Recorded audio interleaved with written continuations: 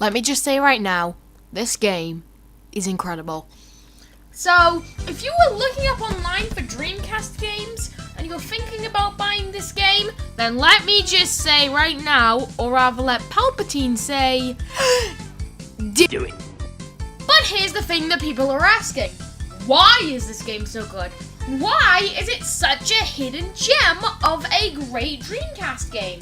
Well, I am here to just tell you that that statement is 100% true and you should definitely play this game.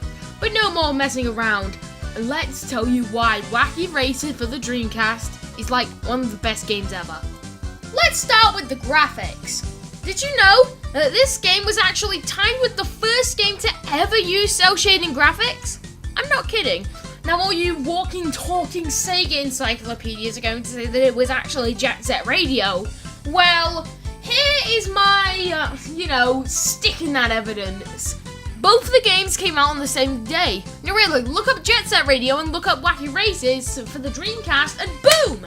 There is your evidence. So, this game is actually revolutionary in the graphics part and not noticed by its bigger, overshadowing Jet Set Radio that people like because it's so hip and epic and all that stuff. But those are just the graphics. Let's get on to what the gameplay is about. This game tries and honestly succeeds to get away from the normal kart style. Because first of all, look around. Instead of item boxes like any other kart racer ever, there are little tokens around. But what do these do? Well, you see those little things at the top? They are your character's abilities. What you can do with these is you can swap them out for races, which you're going to see in a few moments, and then pick the ones you like. And the tokens that actually pay for the privilege of using them. Now personally, this is my favourite use of items because instead of just getting luck or simply equipping some items you want to get from a certain area, which is how many other kart racers try to diverge but be lazy with it, this game completely spread the way. And now for the actual racing physics. The racing physics are a little slippery. Slippery-esque in the style of this game. But get ready because here's the catch. This is all in part to make the game wackier. It's so easy to slip around that you can just knock people out of the way with your abilities and go through. Now mind you, this isn't like from a casual player. I've actually completed the game 3 times. One with a normal 100% on the PS2 version, one with a true 100% on the PS2 version, and another one for this version as a true 100% on an emulator. And this, let me just say right now, this game is equal with the PS2 version. Now the PS2 version does deliver slightly different gameplay with more snappy and fluid controls. Insert Infinity War joke here that will soon be outdated. And it does have a lot more stuff to do in the PS2 version. But the Dreamcast version is actually the original version of the PS2 version. Because the PS2 version is a remake. So this version is the OG version.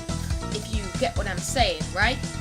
So, the gameplay, well, there is one big part which I forgot to mention. The computers can do insane rubber banding to make sure they are in a bundle with the entire race. If they're not in a bundle, they'll just give themselves a speed boost. And if the Creepy Coop is stocked a lot, then you can actually easily see it in the replay. Trust me, go on Smell the Costa, play as Dastardly, place some clues of the Creepy Coop while you're going up the hill, and then when you're finished, go into replay and you'll see it going fast like Sonic. Did you know that there are also boss battles in this game? Yeah, by collecting a certain amount of stars, which the person who uploaded this footage didn't because he used a level cheat. No offense to you, Dead End 720, you're still awesome. Yeah. And after you beat them, you can actually unlock abilities. But beating them isn't going to be easy. You need the perfect amount of skill to try and get past them and try and work out what their move is. And every boss has a different style. Like, for example, the professor is very, very nimble and knows his surroundings, but he doesn't have an offensive attack. So if you get ahead Just boost a lot and you're Gucci. While the Crimson Hay Baler, right when you overtake him, he fires a lot. So you're going to have to shield yourself if you want to overtake him, or once he's fired it, shield it to reflect it to him and do damage. That's personally what I do. But that's not all. If you collect enough spans, which you can get by beating certain times in challenges, you can actually unlock a second race for them, which has a surprise which I'm going to get to. And the thing with this is that the track is mirrored, and it can pose for a great challenge if you don't know what's going on. But here's the surprise. If you beat the second challenge, you unlock the boss character. How cool is that? And the final boss for Dastardly is actually really creative. You race around all the boss stages, and while doing it, you have to make sure you're constantly ahead of him.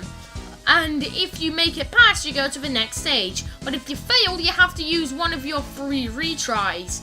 Honestly, it's a lot of fun. And obviously, Dastardly is made to be overpowered. There are so many other things which I didn't explain in the gameplay department, but this is all you should know for a casual gameplay session. So, take this info and have a blast. As for the soundtrack, many people have said it's forgettable and not that enjoyable, but for me personally, I love it.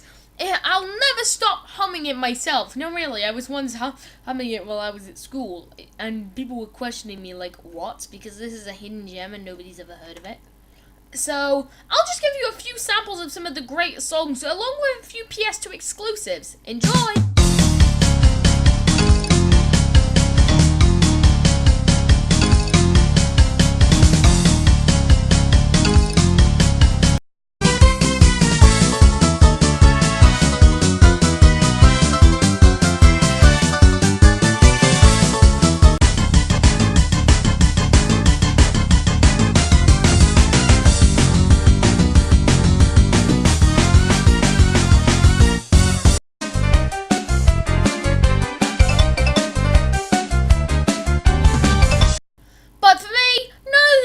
Truly match the sheer epicness of the boss theme.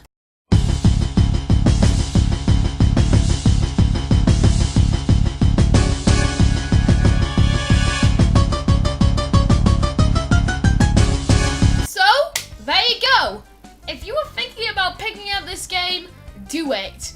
This game is actually incredible. It has some of the more creative styles, and it's just so enjoyable. So, if you're maybe were thinking about picking it up but slowly deciding not to, trust me, Wacky Races will not disappoint.